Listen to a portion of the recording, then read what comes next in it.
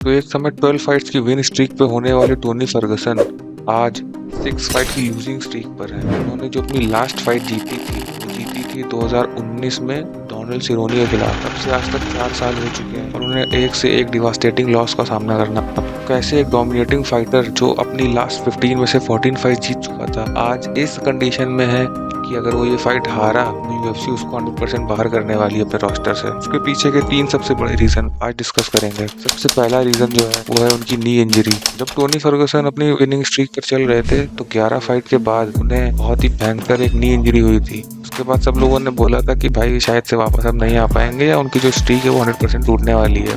जो रोगन ने खुद अपने पॉडकास्ट में ये बात कही थी, पर ऐसा नहीं हुआ और उन्होंने एंथनी पेटिस के साथ पूरा वॉर वाली फाइट करी और आपने ये फेमस सीन तो हमेशा देखा ही होगा। दूसरा रीजन जानने से पहले अगर आपको ये कंटेंट सही लगे तो भाई लाइक सब्सक्राइब करना, ठीक है। दूसरा रीजन सबसे बड़ा है जस्टिन गेटजी से फाइट और उसके साथ जो लॉस मिला उन्हें। समय ऐसा था जब कोरोना के टाइम पे उनकी एक ड्रीम फाइट होने वाली थी खबीब नurmagomedov से। इसलिए टोनी फर्गसन ने जोर शोर से तैयारी करी और वो बहुत ज्यादा कॉन्फिडेंट दिख रहे थे कि वो हरा देंगे इनको। लेकिन उस समय कोरोना आ गया और उन्हें 3-4 मंथ की प्रैक्टिस के बाद खबीब को कोरोना के रिस्ट्रिक्शंस की वजह से यूएस में एंट्री नहीं मिली। यूएफसी का इवेंट था इसलिए उन्होंने जस्टिन गेटजी को बुक किया और उन्होंने ये फाइट एक्सेप्ट करी। ये उनके करियर की बिगेस्ट मिस्टेक थी। अगर आप देखो तो ये बिल्कुल ही खराब डिसीजन था उनका, क्योंकि जस्टिन गेटजी का प्ले स्टाइल बिल्कुल डिफरेंट है खबीब से। स्टिल उन्होंने वो फाइट एक्सेप्ट करी और हालांकि जस्टिन गेटजी को शॉर्ट नोटिस पे बुलाया गया था, पर जस्टिन गेटजी ने इतना गंदा डोमिनेट करा इन्हें कि इनकी पूरी बॉडी से है ना, पूरे इनके एमएमए करियर से उन्होंने 2-3 साल कम कर दिए। उसके बाद से खबीब ने भी एक इंटरव्यू में बोला था कि when you take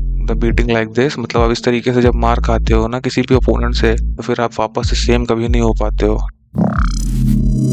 Like this, you're never gonna be same, never ever. ठीक है, आपके बॉडी ऑर्गन्स, आपका माइंडसेट सब कुछ टूट जाता है और वो बात बिल्कुल सही साबित हुई, क्योंकि उसके बाद से उन्होंने नॉकआउट का सामना करना पड़ा। क्योंकि टोनी फर्गसन अपने करियर में बहुत ही कम नॉकआउट वगैरह हुए थे अभी तक, ठीक है। सबमिशन में भी वो उनका हाथ भले टूट जाए वो कभी गिव अप नहीं करते। तीसरा सबसे बड़ा रीजन है उनकी एज, ठीक है। अगर आप एथलीट हो खुद भी, अगर आपने कभी कोई भी जीवन में स्पोर्ट खेला है, ठीक है, अगर 20-22 साल तक भी, तो आप नोटिस करोगे कि जैसे जैसे आप बड़े होते हो ना, आपकी वो जो एफिशिएंसी होती है, ठीक है, हील करने की पावर होती है, रेस्ट आपको कम लेना पड़ता है, वो सब बहुत ही एक्सपोनेंशियल तरीके से कम होता है। आपके रिफ्लेक्स बहुत मैटर करते हैं और खासतौर से फाइटिंग जैसे स्पोर्ट में जिसमें आपकी जान की बाजी लगी हुई है भाई। गलत सलत अगर एक भी घूसा पड़ गया तो आपको मतलब हो सकता है आप कोमा में भी जा सकते हो, है ना। बहुत सारे ऐसे बॉक्सर है, एक बहुत ही पॉपुलर, उसका आपने भी देखा होगा। तो अब जैसे जैसे वो बड़े हो रहे हैं, अभी वो 39 ईयर्स के हैं, उनकी अगली फाइट पैडी पिम्बलेट से हो रही है जो कि 28 ईयर्स का है। इस प्लान के तहत उनको हराना होगा, जबकि